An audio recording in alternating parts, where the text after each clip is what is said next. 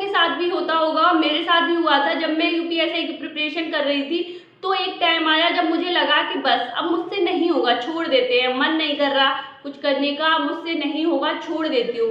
लेकिन उस टाइम मैंने सिर्फ एक काम किया और खुद से वादा किया। आप लोग भी खुद से वादा करो, आप लोगों को भी यही काम करना है और ये चीज़ें आपको किसी भी किताब में नहीं मिलेगी। जय हिंद दोस्तों, दिस इज सब इंस्पेक्टर रश्मि। कैसे हो आप सभी लोग? उम्मीद करती हूँ बहुत अच्छे होंगे और अपनी तैयारी भी बहुत अच्छे से कर रहे होंगे। आज हम लोग बात करेंगे कि क्यों कुछ लोगों का सिलेक्शन नहीं हो पाता और क्यों कुछ लोगों का सिलेक्शन होता है।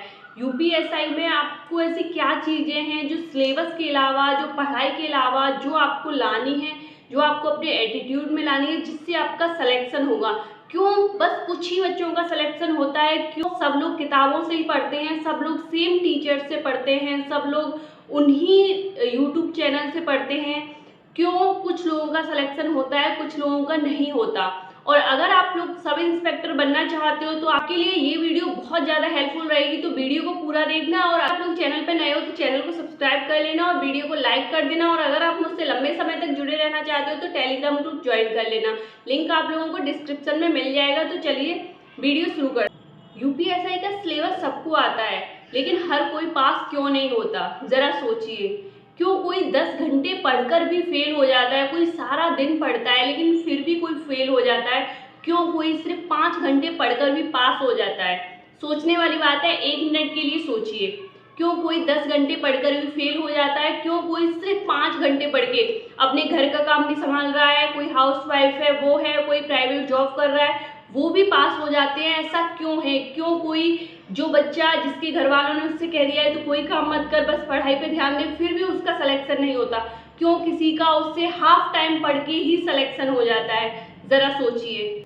क्योंकि यूपीएससी सिर्फ दिमाग का नहीं, मेंटल गेम का भी इम्तिहान लेता है।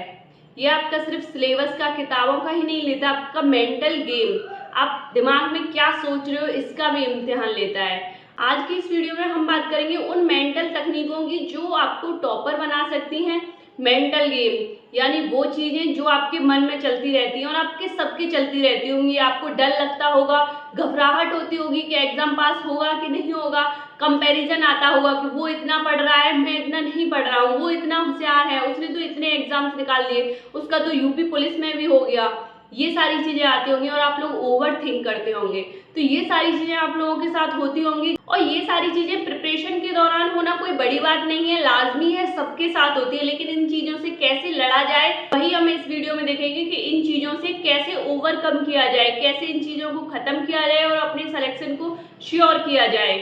और ये चीज़ें आपको किसी भी किताब में नहीं मिलेंगी। आप कितना भी यूपीएससी का सिलेबस देख लेना, कुछ भी देख लेना, कि ये चीज़ें आपको किसी भी किताब में नहीं मिलेंगी। और ये चीज़ें सबसे ज़्यादा असर डालती हैं।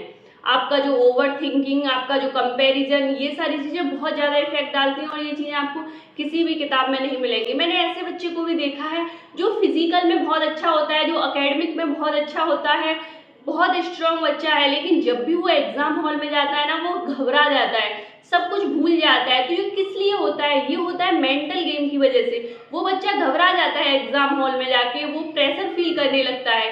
तो ये इसलिए होता है, इसलिए उसका सिलेक्शन नहीं हो पाता। और घर पे वो बहुत पढ़ाई करता है, बहुत अच्छा होता है पढ़ने में भी अच्छा होता है, पढ़ाई भी, मेहनत भी बहुत करता है। वो जो प्रेशर फील करने लगता है, वो जो ओवर थिंक करने लगता है, उसकी वजह से उसका सिलेक्शन नहीं हो पाता है। और आप लोगों में से भी बहुत सारे ऐसे बच्चे होंगे जिन्हें सारा सिलेबस भी आता होगा, जिन्हें सारे क्वेश्चंस भी आते होंगे, घर पे आके वो लगा देंगे, लेकिन एग्जाम हॉल में वो प्रेशर में आ जाते, वो क्वेश्चन सॉल्व नहीं कर पाते, वो सब भूल जाते, वो घबराहट की वजह से। इतनी सारी तकनीक के बारे में बात करेंगे कि आप इन्हें कैसे ओवरकम कर सकते हो। तो इसमें पहला है सेल्फ डाउट। आपको बहुत सारे लोगों को लगता होगा, बहुत सारे लोग खुद से पूछते होंगे क्या मैं कर पाऊंगा, अपने घर वालों से पूछते होंगे, अपने दोस्तों से पूछते होंगे, यार मैं इतनी पढ़ाई कर रहा हूँ, यार मैंने इसका कोर्स ले लिया, यहाँ से पढ़ रहा हूँ, वहाँ से पढ़ रहा हूँ, क्या मैं ये चीज़ कर पाऊंगा? जिस दिन आपके दिमाग में ये चीज़ आ गई ना, क्या मैं ये कर पाऊंगा, उस दिन आपकी परफॉर्मेंस आधी रह जाएगी। तो आपको अपने दिमाग में ये नहीं बोलना है कि क्या मैं कर पाऊंगा, आपको अपने दिमाग में बोलना है, पॉजिटिव अफर्मेशंस बोलनी है। This is very useful. आप बोलिए मैं कर सकता हूँ, मैं करूँगा। अगर कोई एक भी बच्चा इसमें सेलेक्ट होगा तो बस वो मैं होऊंगा। आपको ये बोलना है, आपको ये नहीं बोलना है कि मैं कर सकता हूँ कि नहीं कर सकता, मैं कर सकता हूँ। क्या नहीं लगाना है, क्या मैं कर सकता हूँ कि नहीं कर सकता, मैं कर सकता हूँ और मैं करूँगा। ये नहीं बोलना can I do it, I can do it. आप कमेंट सेक्शन में लिखिए I can do it and I will do it. Okay. Second है कंपैरिजन। आपको दूसरे बच्चों से कंपैरिजन होता है, किसी के पास पढ़ने के लिए ज़्यादा टाइम होता है, किसी के पास पढ़ने के लिए कम टाइम होता है। वो तो 12 घंटे पढ़ता है, मेरे पास तो बस 6 घंटे है पढ़ने के लिए। मैं उसकी बराबरी कैसे कर सकता हूँ, वो तो पूरा दिन पढ़ता रहता है। मुझे तो घर का काम करना होता है, मुझे तो जॉब करनी होती है, मुझे तो ऑफिस जाना होता है, मुझे तो ये देखना होता है, वो देखना होता है, मुझे तो बस 6 घंटे मिलते हैं, बस 7 घंटे मिलते हैं। वो तो सारा दिन पढ़ता रहता है। तो ये आपके दिमाग में कंपैरिजन की भावना आती है, तो ये आपके दिमाग में कंपैरिजन की भावना आती है। आप लोग बताना कि आपके दिमाग में आती है कि नहीं आती। जो मैं चीजें बोल रही हूँ वो प्रैक्टिकल है कि नहीं है। नो डाउट वो ये सारी चीजें प्रैक्टिकल हैं, आपको सबको ऐसा फील होता होगा। तो इसका सॉल्यूशन है कि आपको दूसरों से नहीं, खुद से मुकाबला करना है, अपने कल से करना है। मुझे कल से बेहतर बनना है। बस आप कल से बेहतर बनते जाइए, आपका सिलेक्शन हो जाएगा। आपको दूसरों को नहीं देखना है। जब भी आपको लगे उसके पास ज़्यादा टाइम है, वो ज़्यादा पढ़ रहा है, वो ये कर रहा है, आपको कुछ नहीं सोचना है मैं कल इतना पढ़ा था, कल मुझे ये चीज़ें आती थी, आज मेरी जो मैं जान रहा हूँ उसमें 2 चीज़ें और बढ़ गई हैं। तो आपको खुद से कंपैरिजन करना है, अपने कल से करना है, ना कि दूसरों से। नेक्स्ट है फियर ऑफ फेलियर। आप सोचते हैं अगर मैं फेल हो जाऊंगा तो मेरे मम्मी पापा क्या सोचेंगे, ये क्या सोचेगा, वो क्या सोचेगा, मेरे भाई बहन क्या सोचेंगे, मैं इतना पढ़ रहा हूँ मैं फिर भी पास नहीं हो पा रहा। आप सोचते हो मैं फेल हो जाऊंगा तो लोग क्या सोचेंगे, जबकि आपको ये सोचना है मैं पास हो जाऊंगा तो लोग क्या कहेंगे।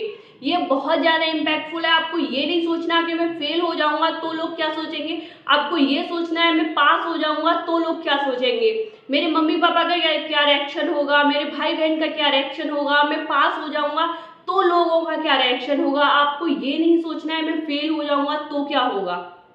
नेक्स्ट है आपको रात भर नहीं पढ़ना है, आपको इतना ज़्यादा भी नहीं पढ़ना है। आपको अपनी प्रॉपर 7 से 8 घंटे की नींद लेनी है। आपको हर सुबह पॉजिटिव विजुअलाइजेशन करना है।